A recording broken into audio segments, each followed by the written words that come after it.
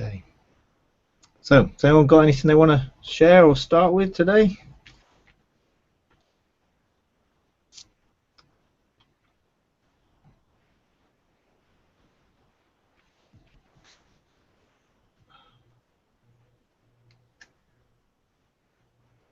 Oh, you're muted.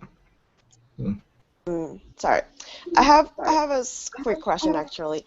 So it's not very supernatural per se, but I'm curious. So yesterday, my triggers were pulled. Something said something, and then I just blew up. And I was wondering if you know how to deal with triggers or roots of bitterness and accord. Yeah, sure. Okay.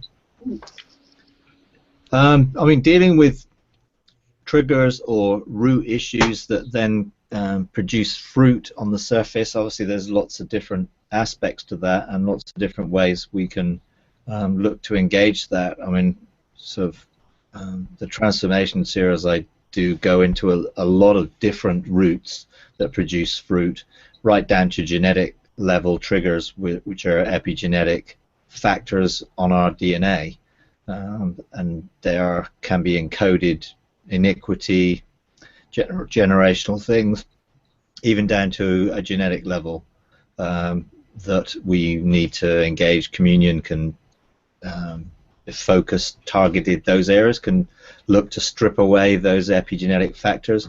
In fact, they're actually methylated groups attached to our DNA markers which trigger behaviors.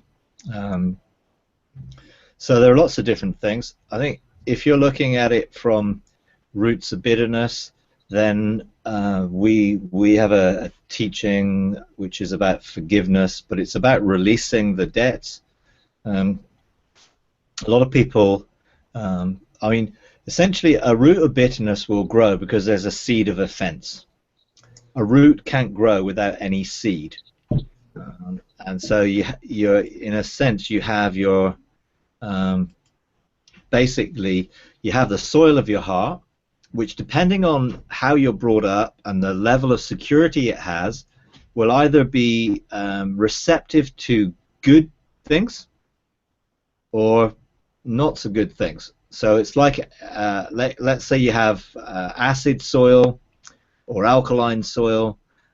Certain plants like one soil or another, and if the soil of our heart is insecure, then they receive seeds of offense really quite easily, and they produce roots of bitterness and then fruits of resentment, and most of our time is trying to deal with the fruit, which is the fruit of resentment that's on the surface, rather than okay, and a lot of people also go and try and find the roots. So what is this root? And they try and dig out the root, but in reality no root would be there without the seed of offense. And even if you cut down the fruit and you try and dig out the roots, if the seed is still there, it will reproduce. So what was the offense that created the root and then produced the fruit? And so what we try and encourage people to do is seek God about what that offense was, and then engage in forgiveness by forgiving the person for whatever they did as an offense, and that could be to us, it could be to our generational line, but in essence what we're looking to do is make sure that the enemy has got no legal right, because of that seed of offense has not been forgiven.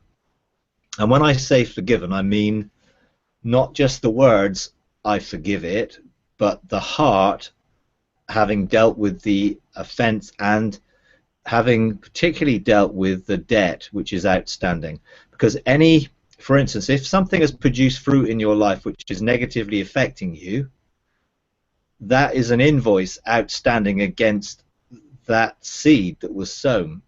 So it's not just, oh, I forgive someone for this traumatic event or negative words or abuse or whatever it might have been, I have to look at how that's affected my life. I produce an invoice which says, here, over here in this column is the offense, and then I look at how that has affected my life. And so there's a huge potential debt, because it could have affected my relationships, it could have affected lots of different things, my identity, so many things it could affect. Once you identified that as a list, you have an invoice. Then when you choose to forgive that person, you have to release the debt, which means they no longer owe you that effect in your life. And so then God can come in and bring restoration to that area, healing, restoring you, making you whole. How you use the court system with that would be, if therefore you've identified that as a legal right that the enemy has because of maybe your unforgiveness or lack of repentance or whatever it might have been, if it's in a generational line that's been passed on to you, so this is a behavioral pattern which is not just in me but is in past generations, then you can look at, okay, I've dealt with it from a forgiveness aspect, I've dealt with the seed, I've dealt with the roots and the fruit, but actually I want to make sure that the enemy therefore does not trick me into going back into the same mindsets or behavioral patterns or thinking by habit. Therefore I get a court verdict that says I am free from the enemy's right to do this in my life. So you can then take what you've discovered as the seed, you forgive the person, you release, but then you take that, hear the accusations that the enemy's had against you because of that seed, and then you can then use the verdict of not guilty and enforce that against the mindsets or the thoughts that the enemy uses to take you down a particular spiral of events. And if there's a familiar spirit associated with that behavior, because often repetitive sin or generational sin carries with it familiars that essentially take us, turbocharge our behaviors, if you like, then we can also deal with it by getting that familiar and therefore using that to evict that from our lives with a legal right that the enemy has no longer got a right to operate in that way in us. So yeah, the triggers are actually good things because what they do is identify there's a problem. It doesn't seem very good at the time when we explode or when we go down that pattern, but actually what it says is, here's something that's happened to me. Why did this happen? And I've got a whole set of teaching which goes into how to use trauma to lead to transformation. And so it's how you take captive those events, those behaviors, maybe something that's happened to you or maybe something that you've done, which then, why did I behave in this certain way? What caused me to respond or react, and what triggered it? And then you can use that as, again, same sort of pattern to reveal, what was the root and what was the seed that led to that root. And just using, therefore, everyday events to use those to bring transformation in our lives. Rather than, oh no, this thing happened, that was terrible, I'm going to ask for forgiveness, but I don't really deal with why I responded or reacted that way. Because often it bears no resemblance to what the person does to you, or what, someone can say something and it be like quite innocent or mild, and all of a sudden you react really strongly to it, and you have to look at, okay, why did I associate what that person said with my behavior or with my reaction? Therefore, as you do that, God will show you and you can then deal with it.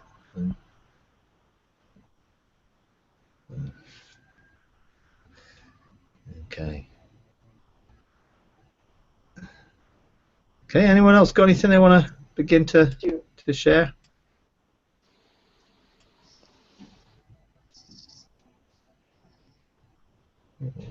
Ask or testimony?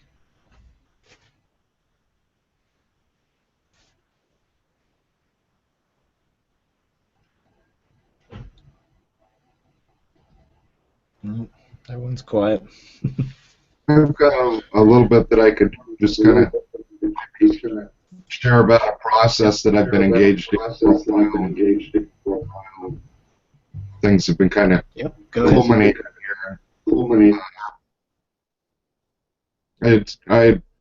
The Lord had kind of was highlighting a chapter a while back, maybe a year or so ago, and I'd started kind of looking into it, and I didn't really understand what I was looking at, but he had kind of drawn my attention, and so I started going into it and looking at it a little bit, and um, it took me a while to kind of break everything down, and I still didn't really know what I was looking at, but I was kind of carrying the whole thing, and kind of kept working on it a little bit, and as time went on, I began to maybe see a little bit more, or suspect that there really was something to it, and then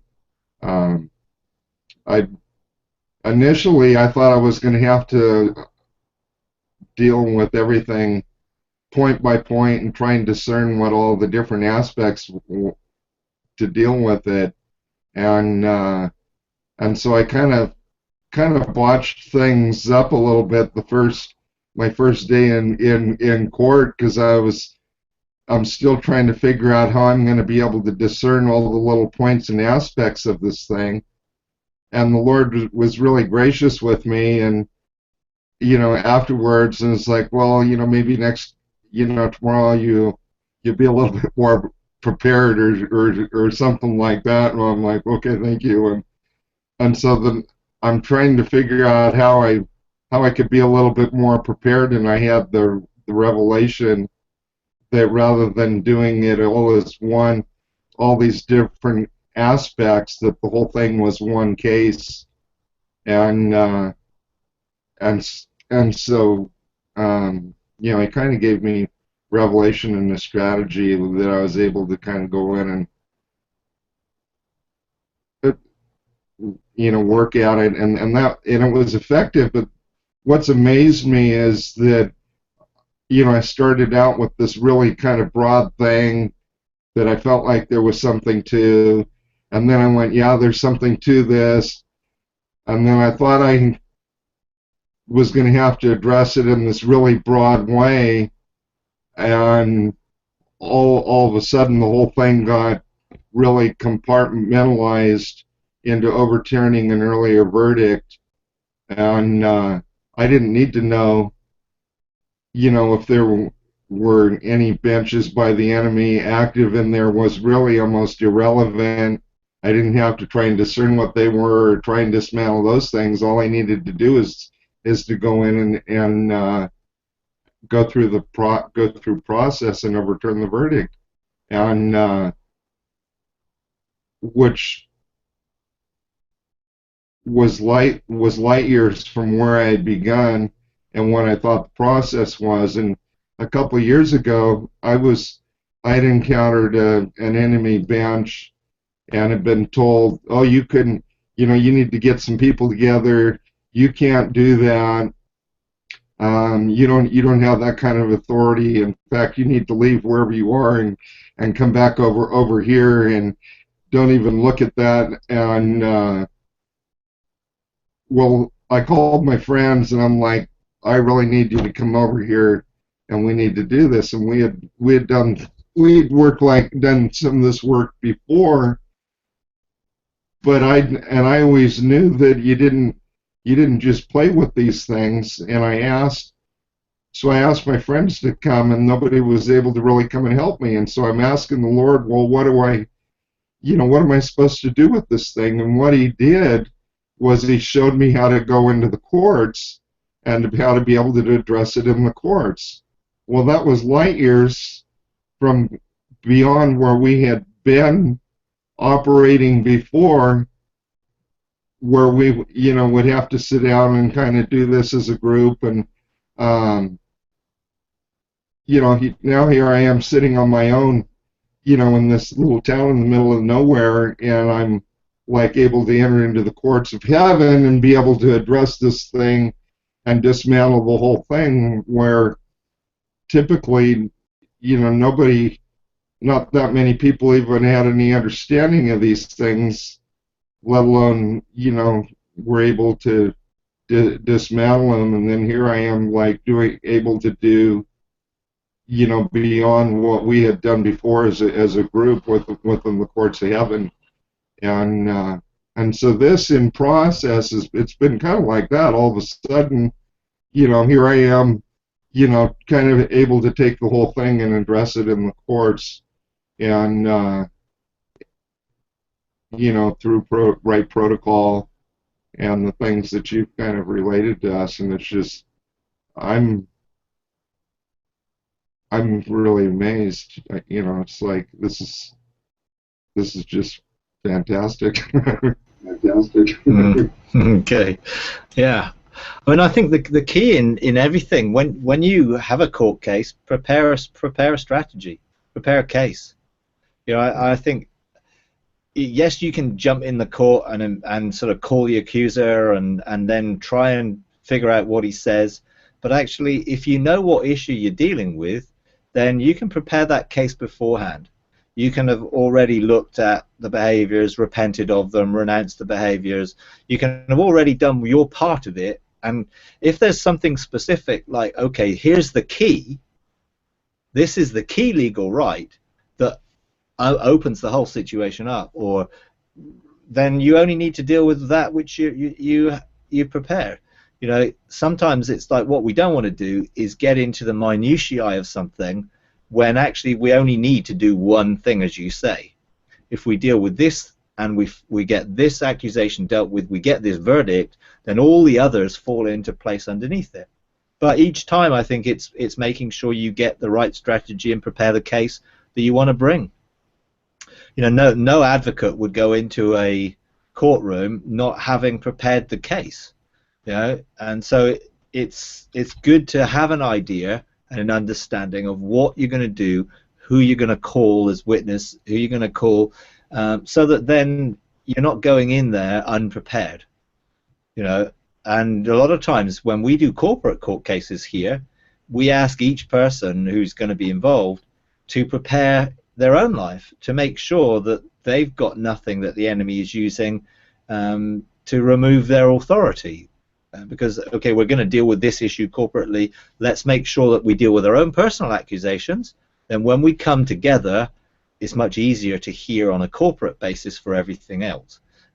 So definitely it's good to have that preparation in place, but it is effective, you know, and certainly in some issues it deals with very clearly a lot of legal rights, and then you have the authority.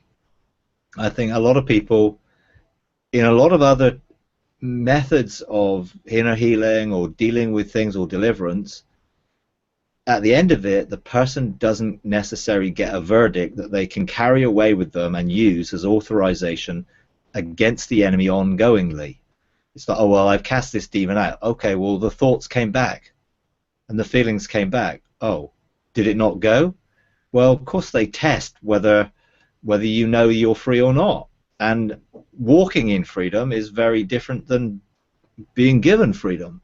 So sometimes you can deal with the enemy, but then you have to walk it out. And that's where the verdict comes in very useful. I know now I have authority. The enemy knows I have authority. This verdict has been released. The judgment has been made. I then can use that as the basis in which I can use that authority to outwork that change in behavior and change of mindset. So if a thought does come, I can take it captive, because I know I have the authority to take it captive on the basis I have a verdict. I am free. You have no right to bring that thought into my mind. I rebuke it, and again, you can do a contempt of court to deal with it if that continues. So I think it's good to have an overall picture of how the system works, that then will give you some ongoing insight into how you continue to walk in freedom. You know, a lot of people, when I was first involved in deliverance and all that sort of stuff, you'd be really happy that some demon had left. But you didn't really, I don't think there was a lot of follow-up in the sense of, okay, well, how do you walk free now? you need to meditate on this truth. You need to have this foundational understanding. A lot of it was just the excitement of getting rid of a demon, without really giving the person what they needed to continue and maintain freedom. You know, and in anything like that now, if you do the work in preparing the case, it's so much easier to deal with it. You know, so many times I had hours and hours of deliverance sessions with people because they hadn't done any preparation. They just wanted me to do the work and cast the demon out, rather than, no, I need to be ready to remove the legal rights that the enemy has, so that this is going to be a straightforward thing of, okay, the rights have been removed, so they have no authority. Now I'm going to exercise that authority. So I think it's good, yeah, good testimony, and certainly a way of encouraging people to get that authority that they need to live ongoingly, and not to get condemned if the enemy comes back or the enemy tries to reintroduce that mindset or that thought pattern. You know, we don't need to get condemned. We just need to know our authority and then not receive it. You know, because when you know that you have a right to freedom, you don't have to allow anything which confronts that right to operate. You know, a lot of people got fooled and deceived because the enemy's a liar. If the enemy can lie to you, telling you he's got more authority than you have, he will, but he can't lie before God. So that's why operating a court system is very powerful, because the enemy cannot lie before God and therefore has to unveil the truth, even though he might not want to, because he's called before the court, you know, as a witness. Yeah. So yeah, very good.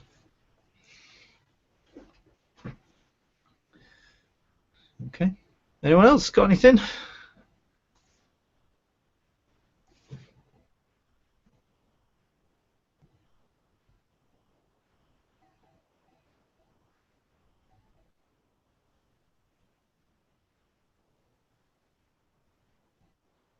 You know, gotta have some questions or things somewhere.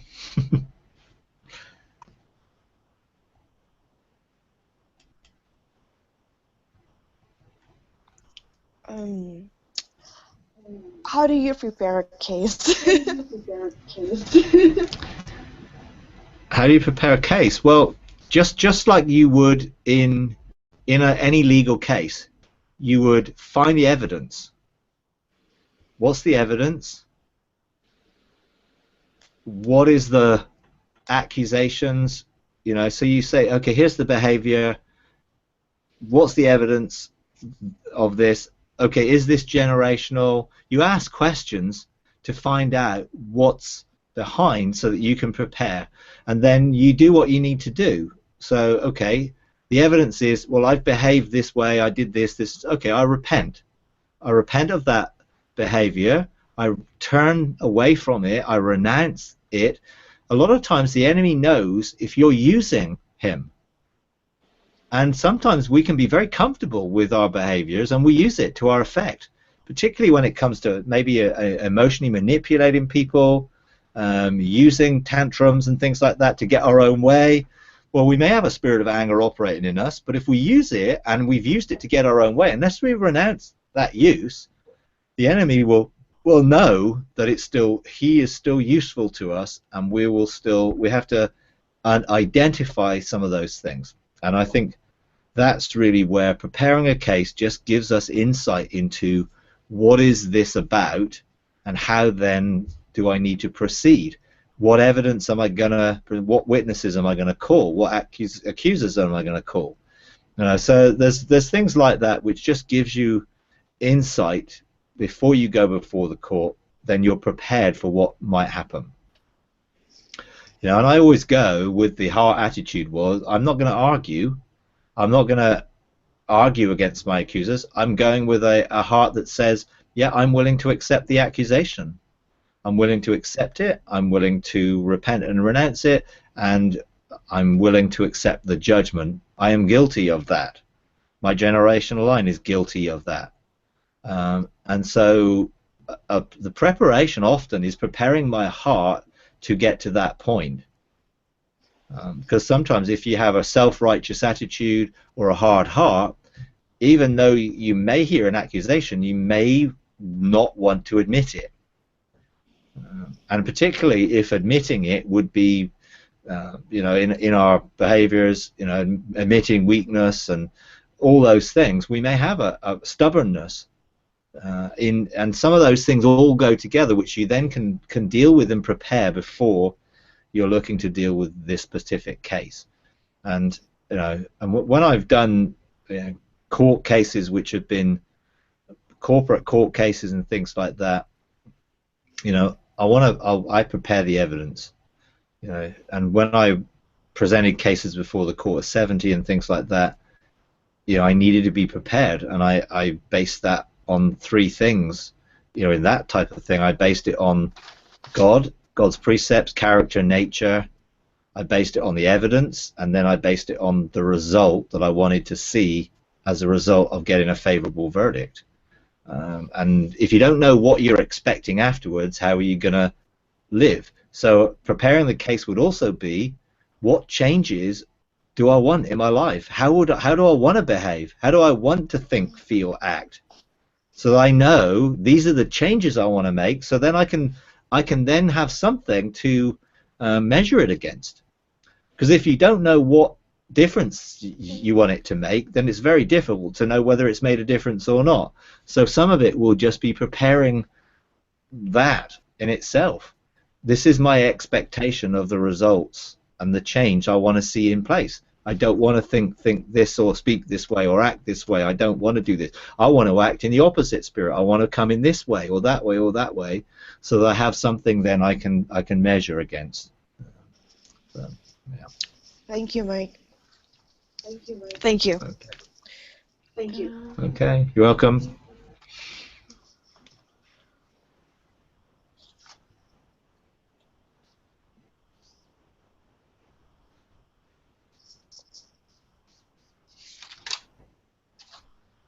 All right. Okay, have you got anything, Kristen or Mike, you want to share or ask or testify to? Or?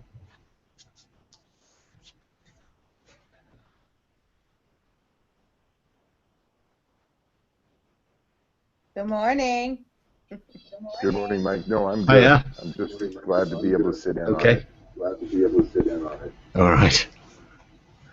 Okay. You got something, Kristen? Share a little bit of an experience. Is that all right? Yeah.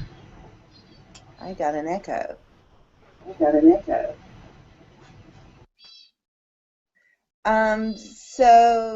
Yesterday, we as our ecclesia, we felt prompted. There was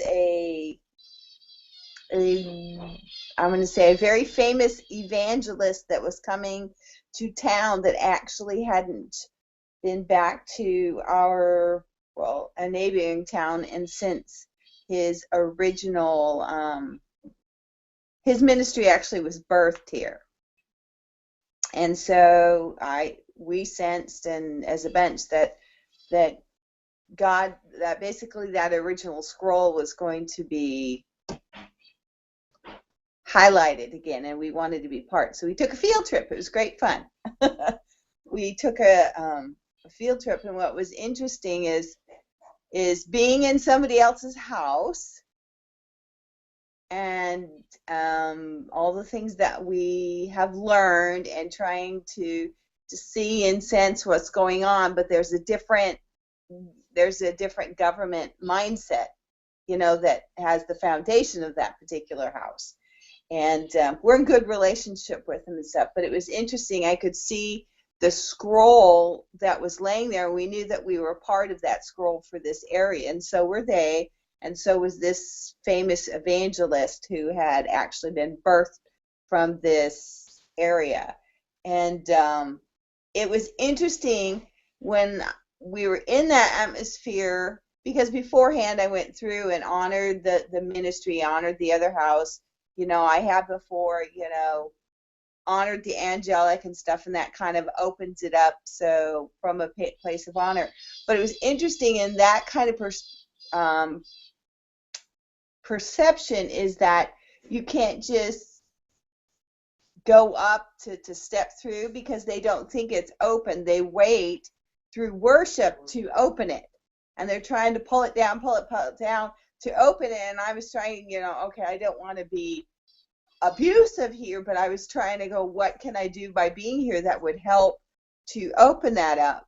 And so finally, then all of a sudden I was watching the scroll and it started to vibrate. And the scroll was probably one of the largest ones I've ever seen. It was interesting. It looked like, the old player pianos that used to have those imprints in them? The holes, that's what it looked like. And then all of a sudden at one point it started to vibrate. I went, aha. And then I was able to use what I would think would be their portal and go up and see. And it was really cool. But when I was up above, I couldn't see necessarily clearly, but then I could see what the angels were doing. It was cool because they were bringing down loads and loads of boxes of body parts and laying them out on the altar. And it was really awesome to see what was going on in the spirit. And what was really affirming is afterwards when we came back and we were talking amongst ourselves, is there was so much in our group affirmation is that so many of us actually understood what was going on, because we could actually, they talk about the angels and that kind of stuff, and we actually have a little bit more of an understanding of how they work and how they operate and all that kind of stuff.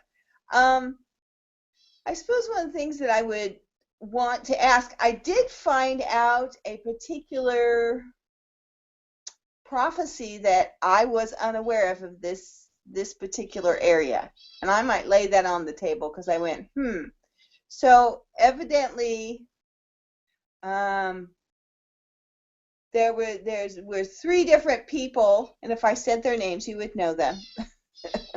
Three different people that had in this particular, when they came to this particular area, had an encounter with they call the Minister of Finance.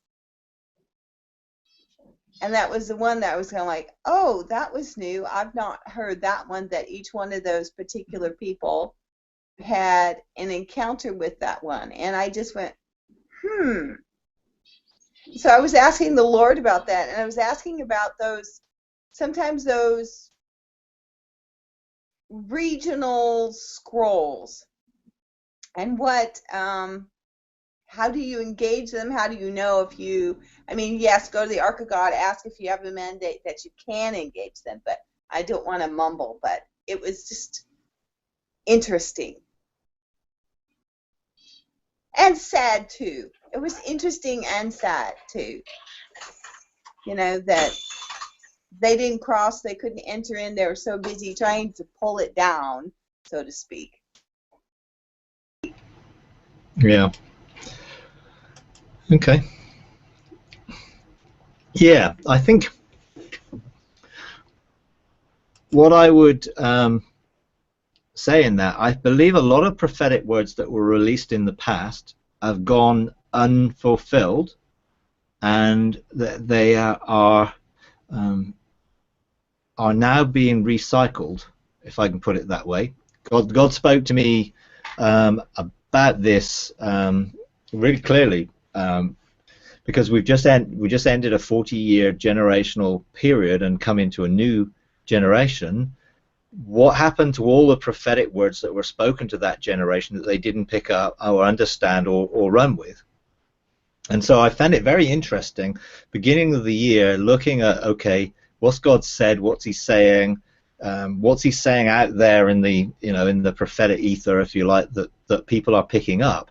And I found that a number of prophetic people are saying the same things that were being released in the early 80s again, because they weren't either understood or fully engaged and weren't embraced, and therefore we've gone around that cycle, and now when we're coming into a new order, God is releasing them again, but we now have a totally new understanding and interpretation of those things because we can see them in a new perspective. And so I found it very interesting that people started to use terminology that I hadn't heard for a long time. And now I was actually hearing it, but able to see it in light of where we are now. And the authority that we now have, and how we now can outwork that authority in a completely different way. So we can definitely engage with anything that has been spoken into our region, into our area, but when we receive it now, we will be able to interpret it and experience it at a different level. Because although that generation ended and a new one's begun, we're not starting from the same starting point that they are. So let's say 40 years ago, here was a prophecy, we're going to have a billionfold harvest, we're going to prepare for this harvest, whatever. And because that preparation wasn't taken seriously, that generation has ended. Now we have the same reiteration of that. And actually, one of the prophetic words, I think it was by Jeff Jensen, was actually quoting the same thing: the billionfold harvest, it's coming, whatever. But let's say that level in 1975 was here. Now we're receiving the same thing, but we're up here. Because when they received it from an earthly perspective and then tried to figure out how to do that from an earthly perspective, we're now seeing it from a heavenly perspective, and therefore we have a whole different understanding of what we need to do with the same basic call. So how are we going to see a harvest? Well, we're not going to see it unless we prepare it in heaven first. We're not going to see it unless we are issuing the sound and the call and directing and targeting that. We're not going to see it if we haven't got heavenly blueprints in place to receive it as a storehouse. So we have so much more revelation and insight than they had, and therefore, in a sense, we're getting it back again, but it's better. So the glory of the latter house is better than the glory of the former house. So even though that was given and they didn't receive it, actually now we're able to receive the same thing, but actually at a different level, and we will therefore be in a place to take those things and to interpret them in a new way. And it's interesting. I mean, I love reading prophetic stuff.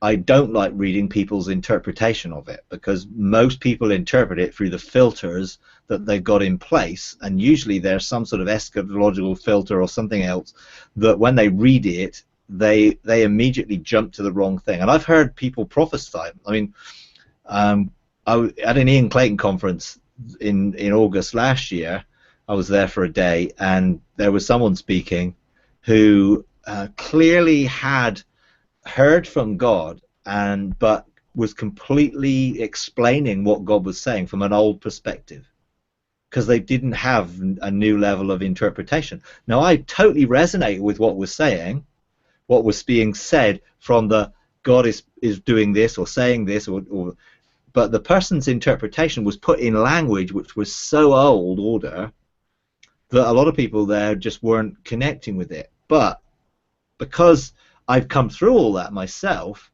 I can chew the grapes and spit out the pips. So I can hear what God is saying, but I can actually not need to actually accept the interpretation that someone's putting on it, because they still carry an old way of thinking. And so we've got to be open that when we pick up those words, not to take with them other people's interpretation, but actually make sure that we're getting fresh revelation of what God is meaning for us today. And so, yeah, you may have had 3 people all engaging the ministry of finance or the minister of finance. Well, I bet they weren't actually engaging the treasury room of heaven and knowing what to do with that finance or how to do it. They were probably engaging, hey, this is releasing finance into the earth, or whatever it might have been. But rather than seeing the larger perspective or a heavenly perspective of it, which now we are able to engage in. So it's not just engaging in the minister of finance, we get to engage in the whole ministry of the finance and all that encompasses in the angelic realm and the treasury room and other things. So I think it's good. I found it good actually doing the same thing, hearing people's perspectives, but actually interpreting it in a different light and realizing that God is just bringing us around again, but we're not going round at the level we were. We're going round and coming back at a higher level, which gives us greater insight and authority in those things. So, which is great. Yeah. It was interesting also the interpretation of their own personal encounters with the angelic, which is no different than the encounters we have, except for when they explain it, I noticed that they were putting it into a box of scripture, according to the anointing that they carry. And I just went, oh, that's really interesting. It was very interesting because there was this person had an encounter with an angel with it's a fiery sword that kept moving, that fiery sword, and I'm looking at it, and from what we had encountered as a bench recently about, and with the year about that there's so many people that are stacked up on the line of the wilderness, and that we were supposed to hold open so they could cross. That was part of our, and so we, I went, I don't know if that fiery sword, I sensed that was the fiery sword going into Eden. I was thinking that was the one that it was, and it was really interesting just to hear. And also there's a little bit of a sadness that you want to go up and you want to share and say, hey, and there were also some other things in the room that weren't engaged, that I just went, oh, look, there's some stuff there, and it wasn't engaged, but it helped me to grow. It helped me to learn to go in with my blindfold on and allow myself to actually perceive instead of just expecting to see, because then if I use my perceptors first and then my seers first, I think you talked to me about this one, and that I can open up what is actually going on much better than if I just go in visually. Yeah, definitely. Yeah. Okay. Yeah, interesting. And I think when we have insight into that, then it enables us to begin to target those people with the grace of God and the mercy of God, and begin to call them to cross. And I think the fiery sword is an angelic being, one of the order of the chaos, and it was there engaging with the access to the tree of life, and the ancient pathway. And I think people think, well, it was there to stop people crossing.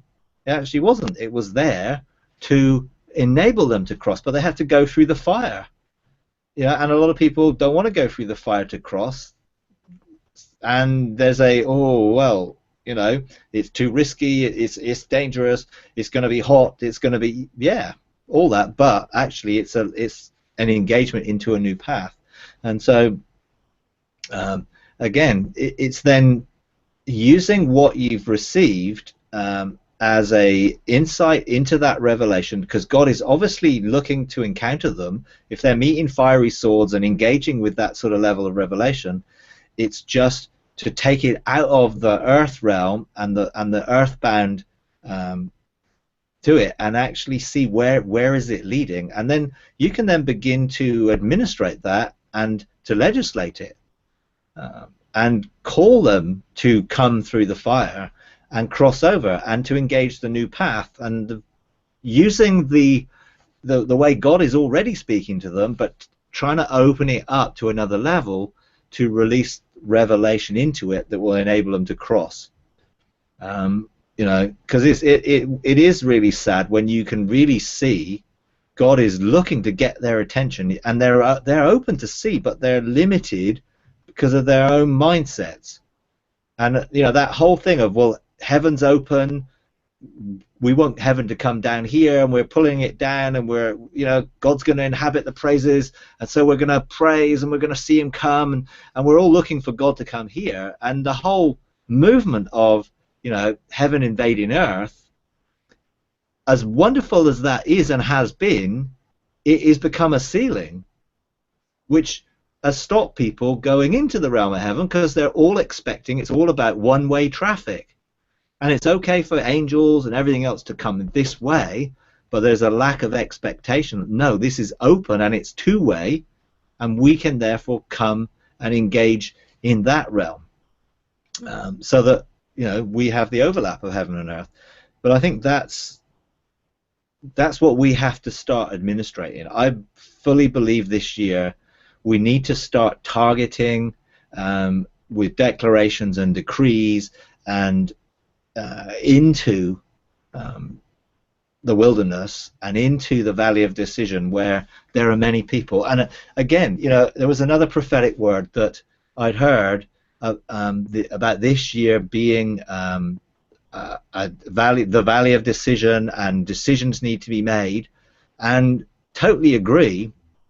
But I know that the person who brought that prophetic word, who was a very, very, very well known, but did not really understand what he was prophesying from a New Order perspective, And although it's absolutely the word of God, and God is very clearly calling to those in the valley of decision to make those decisions, he didn't understand what it is that valley of decision is. But doesn't actually say that the word is incorrect. The word is absolutely correct. It just needs a correct interpretation. So sometimes I think it's helpful if we can understand the perspectives that people are coming from, and the words, and then begin to then use the same words, calling for those in the valley of decision to make a choice, calling them to see the light, or to be able to see the promises and desire to cross. And I believe we need to target those people, in the nicest way, because we love them. We want to see them come into the fullness of God's desire, and so that they fully embrace the scrolls and everything that God's called them to, and start to carry a governmental authority which is a heavenly one, not just an earthly one. And I think, I believe we're going to see Emmaus Road experiences. I believe Jesus is going to visit people, going to take the veil off so they can see, but we have to start administrating that and targeting that, and really,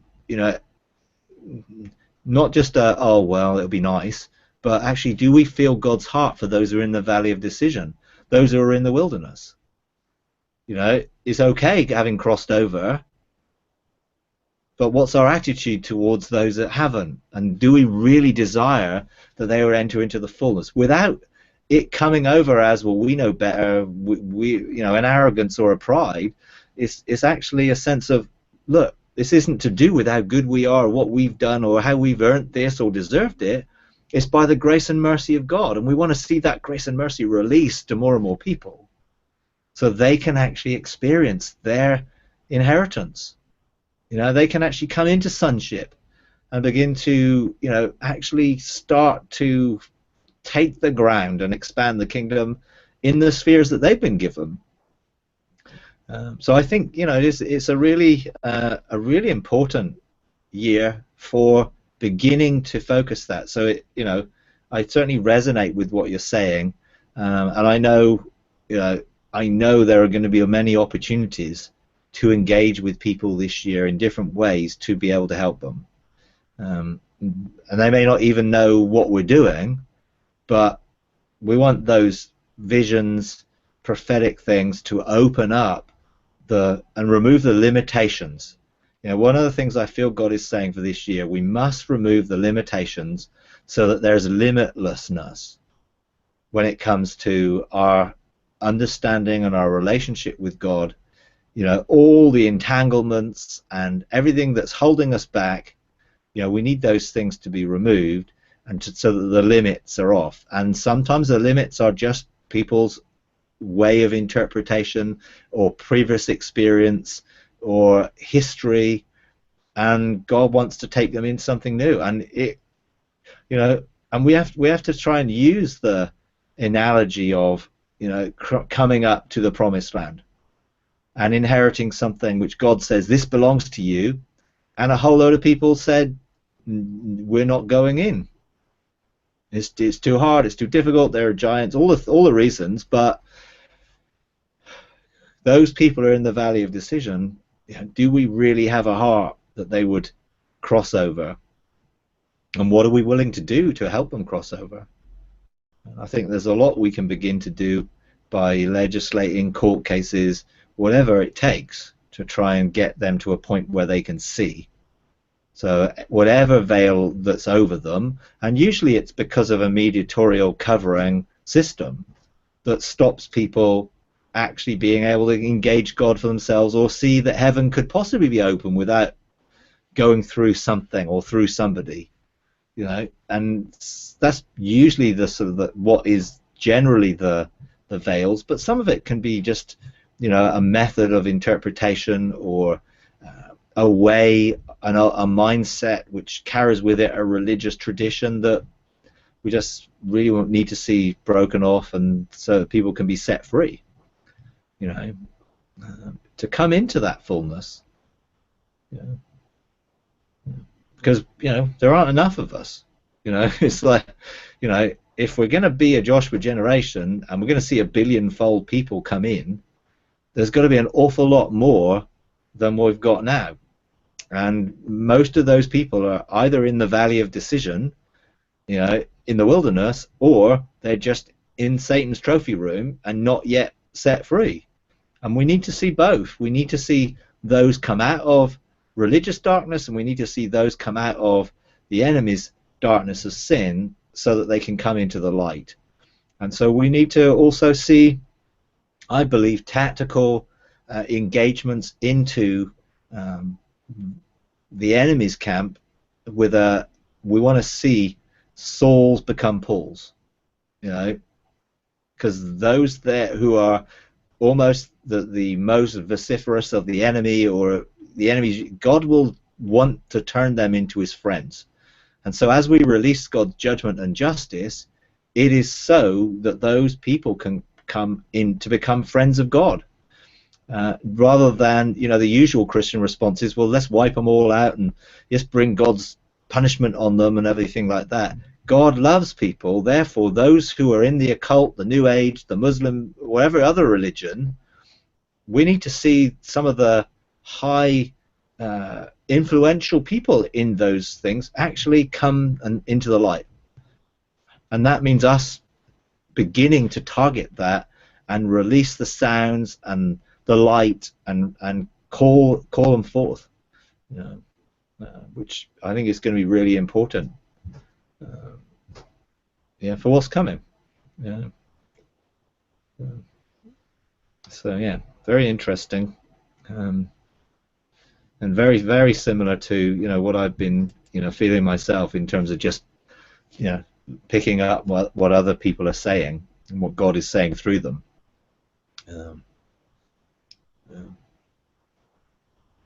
Thank you. Okay, you're welcome. All right. All right. Anything else? Got a few minutes left.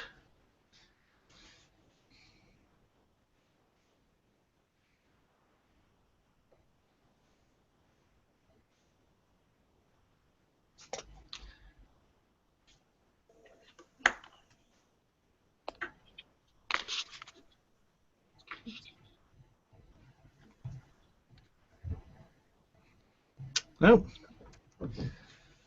I did, Okay. Mike. Yeah. I did. Oh yeah. Mike. Yeah. Go. I saw a post the other day. It's you've talked about some of the opposition. The gathering with the I don't know, just people that haven't really crossed over. I know it's out there, but I actually the other day I saw something that was a post on Facebook from a person regionally in the state of Washington that by name had written a pretty extensive deal against Ian Clayton and who's the young writer evangelist guy? He's writing. He's kind of young, but he's writing some really good stuff. He just got installed um, as a apostolic leader. Anyway, it's one of the ones that you have his materials on our literature list. But anyway, here was this leader kind of saying, making this statement, and so I was kind of looking at some of the responses, and a lot of the people that were following him, they're going, oh, thank you, for saying this, thank you for giving us this clarity. It's like, oh, it's like, people. I don't understand. What do you do when you've got leaders that that have followings and people that are they're kind of attentive to what they say and whatever their leanings are. And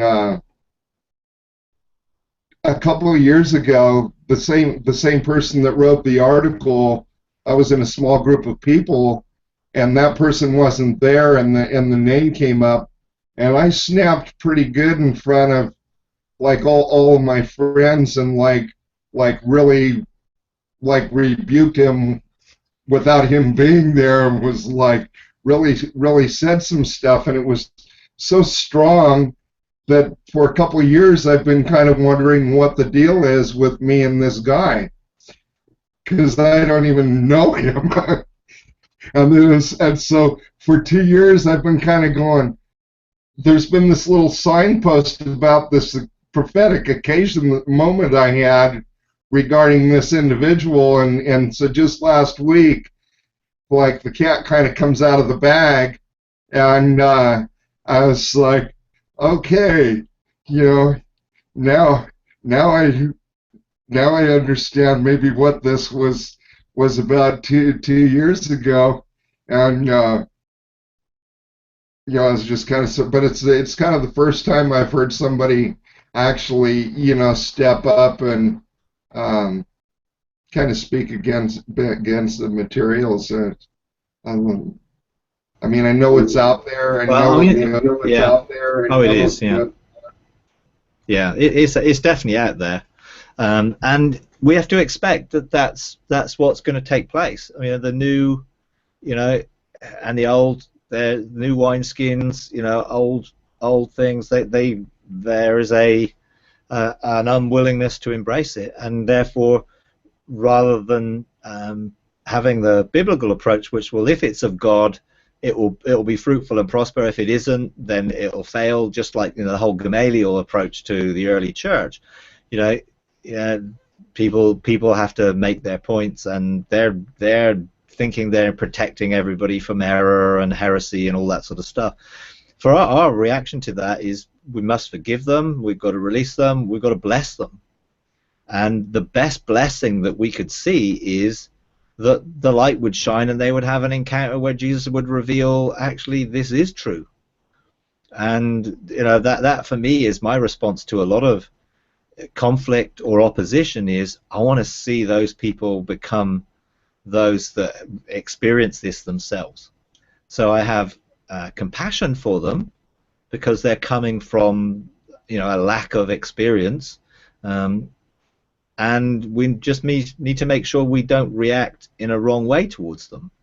And yes, okay, they may be leading people astray, and I understand Jesus was quite strong on the Pharisees and all that stuff, but we still have to make sure our heart attitude is right. They're still brothers and sisters in the Lord, and ultimately we're going to spend eternity with some of them, so we really need to make sure our hearts are right towards them now, and have to desire that they would engage God in such a way that would change their hearts, and it's I don't get angry over it. I do get sad. I get sad, because they're missing out on the fullness of their inheritance. But we've got to be willing to respond correctly to criticism, and other people's judgments and not take it personally, and just realize, look, we're in a transition time when, you know, this is what happens. And, you know, in a sense, what that actually unveils is the true perspective. You know, and it's better to know than not to know, because once you Yep. know, then you can do something about it. So, you know, I know, you know, a lot of people like Ian and Justin Abraham and others, you know, yes, they are getting flack for, you know, these things, and I know the sort of Gnosticism and whatever, but there's a right sense where we must make sure that we don't operate in secret knowledge or veil things in such a way that it's so complicated that it feels like it's just esoteric ramblings, you know, and there's a danger in that. That's what happened in some of the previous prophetic people. They carried it in such a secretness that they never helped other people to engage. They just brought the word of the Lord without ever teaching people to engage themselves. So we've got to be careful, just making sure that we don't go down the same route. You know, I don't want to be accused of Gnosticism or have a tendency to try and hide or make things so mysterious that I have a higher knowledge than anybody else. I just want everyone to come into a full knowledge of the truth, into the full stature of Christ. So it's making sure that we are open-hearted and generous and giving away that revelation in such a way that people can receive it. And that means coming with a humble heart, you know, being gentle and humble in heart. And that's the key. Jesus said, coming from that place of rest by learning from him and being gentle and humble in heart. So our engagement with anybody who's criticizing or judging or, you know, warning people off, you know, listening to this sort of stuff, is we must come with a humble and gentle heart.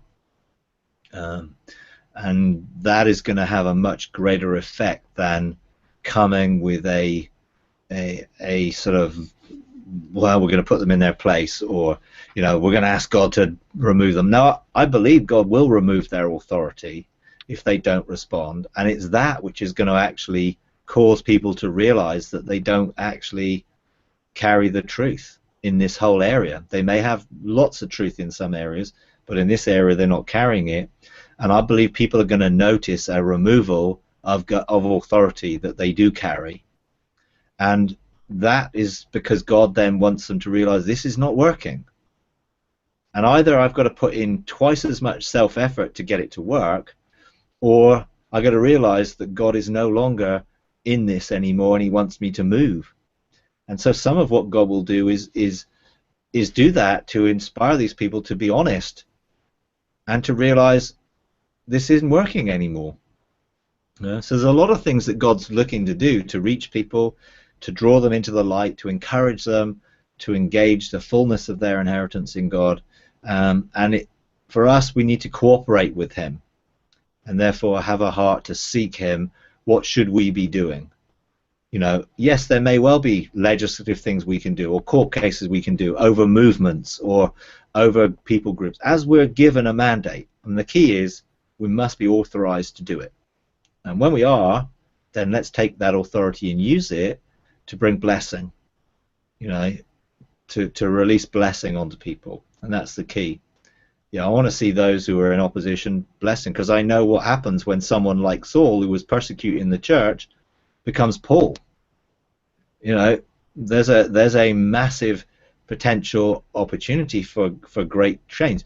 And if you can imagine some of these guys who are heading up these large groupings or streams, whatever way you want to call them, suddenly they get a heavenly visitation and an angelic visitation that completely opens their eyes to the truth.